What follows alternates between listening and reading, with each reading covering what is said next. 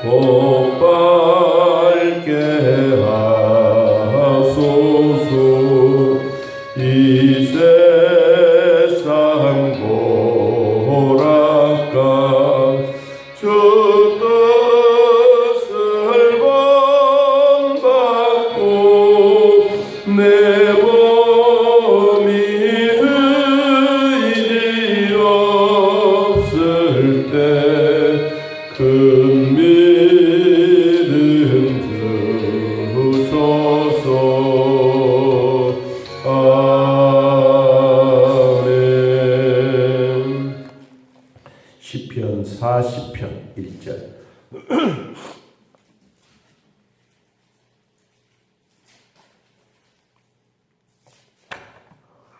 시편 40편 1절에서 4절까지 우리 찾으신 하나님의 말씀 함께 읽습니다.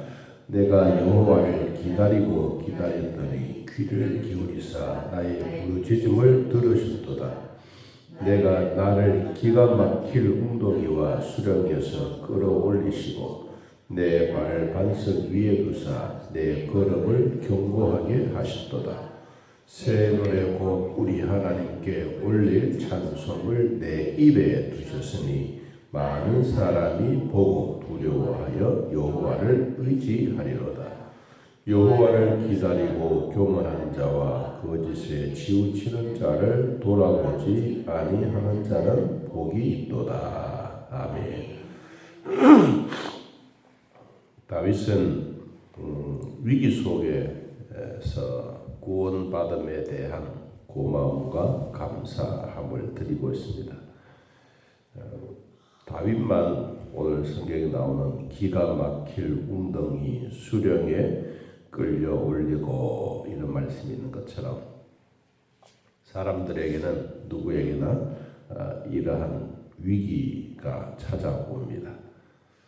위기가 찾아오는 이유들은 믿는 사람들에게는 사탄이 우리에게 주는 시험도 있죠. 그리고 또 하나님이 우리에게 주시는 테스트, 시험, 연단의 기회도 있습니다. 주로 타인에 의해서 오는 일도 많습니다. 또 세상에 있는 환경들, 재앙들, 코로나, 또 태풍, 이런 화재, 여러 상황 속에서 우리가 당하는 일도 많습니다. 또 그런 일도 있지만 내 자신이 스스로 깊은 수렁에 빠져 있을 때도 있습니다. 그런데 사람들은 이런 깊은 웅덩이에 빠져 있으면 그 헤어나오는 방법만 찾지 주변에 있는 상황들은 잘 돌아보지 않습니다. 나만 해결하면 된다라고 생각하는 그런 모습인데 오늘 다윗은 우리들에게 보여주고 있는 그 자기 입장, 자기가 처해져 있는 상황에서 이런 얘기를 하고 있습니다. 먼저 40장 12절에 보면 수많은 재앙이나 나를 둘러싸고 나의 죄악이 나를 덮침으로 우러러 볼 수도 없으며 죄가 나의 머리털보다 많으므로 내가 낙심하였습니다. 주변에 일어나고 있는 이런 재앙들, 위기들, 태풍들, 또 수많은 대적들, 이런 일도 말미암아 자기가 한번 쫙 돌아보니까 이게 왜 이런 일이 생겼을까? 그러다 보니까 자기의 죄가 머리털보다 많은 것이 보여지고 느껴지고 만져지고 생각이 드는 거예요. 그래서 자기 스스로가 무슨 생각이 드냐? 내가 낙심했습니다.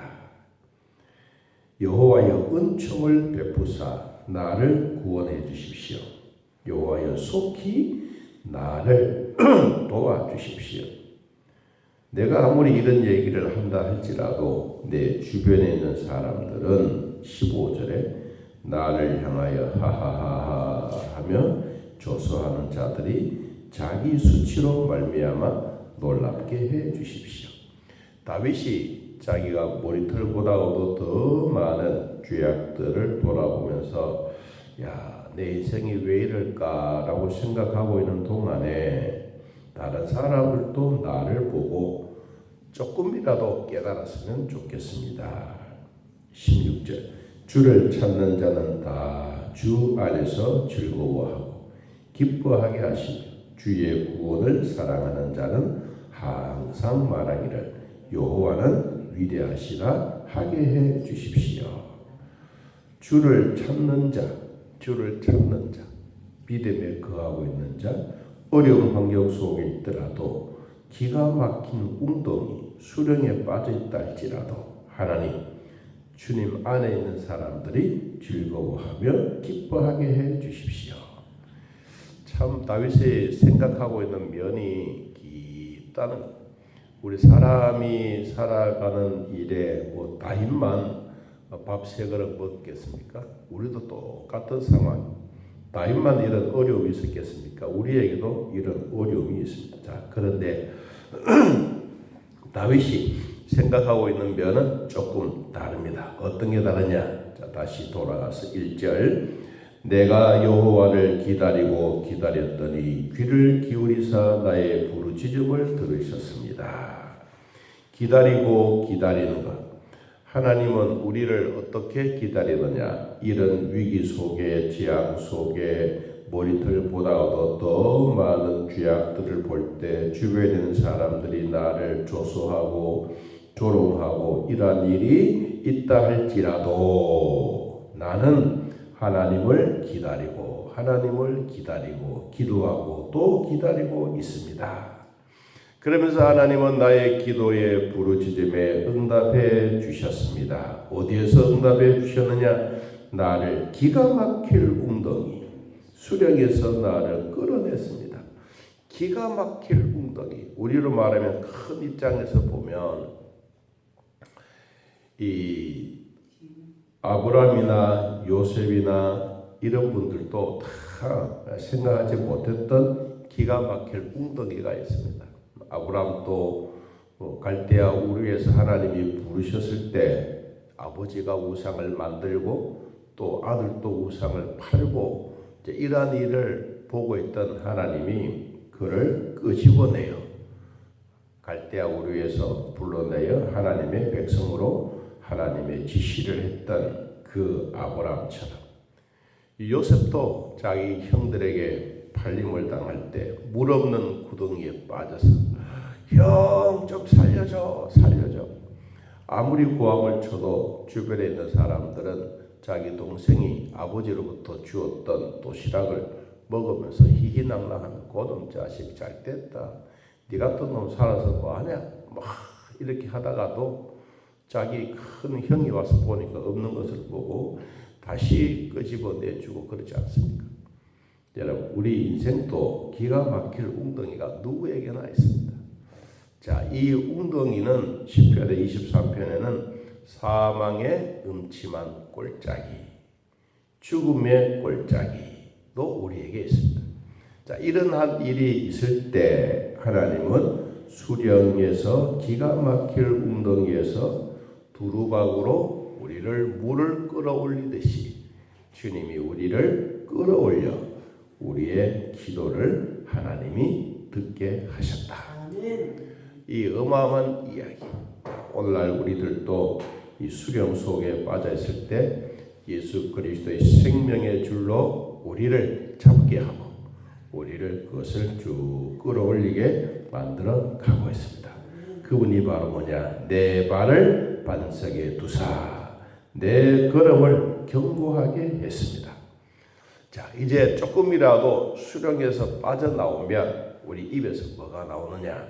3절 새 노래 곧 우리 하나님께 올릴 찬송을 내 입에 두셨습니다. 이걸 우리는 감사합니다.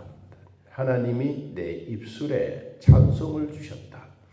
내 스스로 찬송하는 것도 있지만 하나님이 기억나게 하고 하나님이 찬송을 부르게 하는 내 입술에 찬송을 주었다. 많은 사람이 보고 두려워하여 여호와를 의지합니다. 저 미친 사람처럼 저런 위기 속에 있는 다윗을 보고 주변에 있는 사람들이 난리난 그 환경 속에서 자기 자신도 모르게 입에서 나오는 찬송을 흥얼흥얼하는 그 소리를 들었을 때 여러분 주변에 있는 사람들이 저 바보 같은 놈이 있느냐라고 안 하겠어요? 여러분 그런데 우리가 힘들고 어려울 때 내 입에서 나오는 찬송이 있다면 하나님이 영적 깊은 곳에서 나를 만져주고 있고 나의 기도를 들으시고 수령해서 나를 두루박에서 끌어올리듯이 끌어올려주고 계신다는 것을 우리는 내 마음에 항상 믿고 살아가야 됩니다. 그래야 우리는 두려움도 사라지게 됩니다. 4절 여호와를 의지하고 교만한 자와 거짓에 치우치는 자를 돌아보지 아니하는 자가 복이 있습니다.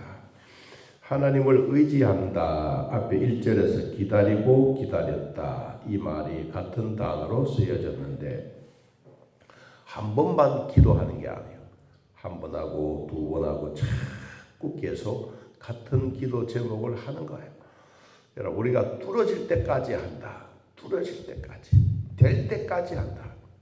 엘리야가 하나님 앞에 기도할 때 3년 6개월 동안 비 안 내리겠다라고 선언을 하고 그리고 또 엘리야가 또 기도하지 않습니까? 우상 숭배하는 자들을 척결하고 바알과 아세라 선지자들을 죽이고 그리고 갈멜산 꼭대기에 올라가서 머리를 사타구니 속에 집어넣고 하나님 비 주십시오. 하나님이 약속하지 않았습니까? 사악을 시켜서 저 멀리 구름이 오는지 한번 보라. 한 번 가고 두 번 가고 없어서 7째 보니까 선지자님 손바닥만한 구름이 동동 떠오고 있습니다. 그러니까 그 마음에 무슨 생각이 들겠어요? 하나님은 비도 안 주시고 비도 안 내리게 하시는 분이기도 하고 하나님은 비를 가지고 다니시는 분이다. 그 고백이 엘리야에게 있는 거예요. 여러분, 옛날에 있는 엘리야의 하나님만 우리 하나님이 아니라 똑같으신 하나님. 어제나 오늘이나 동일하고 그분도 모든 능력을 가지고 계신 그분이다. 자, 그분이 오늘도 우리에게 손바닥만한 믿음만 있더라도 손바닥만한 구름만 있더라도 먹구름이 생기고 가뭄 땅에 비를 내리시던 하나님의 권능의 힘이 어디서 나오느냐? 내 입술에 하나님이 찬송을 주셨어요. 여러분 깊은 수령에서 나를 뽑아내 주시던 하나님이 오늘도 나를 내 입술에 찬송 주신 하나님께 감사하는 시간들이 되기를 바랍니다. 자, 5절 여호와 나의 하나님이여 주께서 행하신 기적이 많고 우리를 향하신 주의 생각도 많습니다. 누구도 주와 견딜 수가 없나이습니다. 내가 널리 알려 말하고자 한 사람도 없습니다. 너무너무 내 주변에 셀 수 없는 대적들이 많습니다. 주께서 내 귀를 통하여 내게 들려주시기를 제사와 예물을 기뻐하지 아니하시며 번제와 속죄제를 요구하지 아니하신다 하신지라. 그때에 내가 말하기를 내가 왔습니다. 오늘 단어 내가 왔습니다. 제사보다가 짐승 드리는 것보다 속죄와 속건제를 드리는 것보다 내 자신 드리는 것이 훨씬 더 하나님이 기뻐하시는 예배다. 자, 결론입니다. 로마서 12장. 로마서 12장 1절.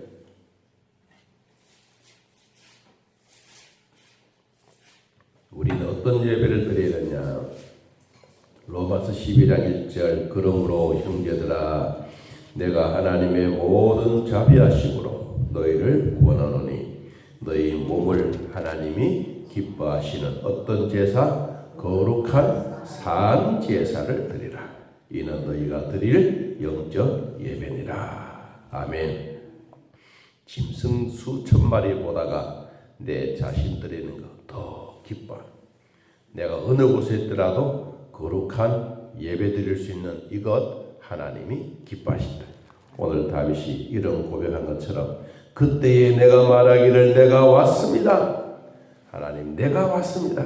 오늘도 주님의 자리에 내가 온 것을 감사하고 내 입술에 찬송 주신 것을 감사하고 기가 막힐 웅덩이에서도 나를 두레박으로 물을 떠서 우리를 퍼 마시듯이 이런 은혜 주신 하나님께 감사하는 오늘 하루 종일의 시간들이 되기를 예수님의 이름으로 축복합니다. 하나님 아버지 오늘 우리들을 돌봐주셔서 믿음으로 살게 하시니 고맙고 감사합니다. 제사와 예물과 번제와 속죄제보다 하나님 내 자신이 하나님 앞에 드리는 예배를 좋아하시는 우리 아버지 오늘 하나님 앞에 감사와 위로와 평강의 복도 주시고 위기 속에 있을 때마다 나를 끄집어내어 이 세상 넓은 환경을 바라보고 하나님의 은혜를 경험하는 시간들이 되게 하여 주옵소서. 오늘도 하루 종일토록 주님의 이름으로 기뻐하고 감사하는 시간들이 되게 하시고 성령 하나님 친히 인도하여 주사 부족함이 없는 우리의 삶이 되게 하여 주옵소서.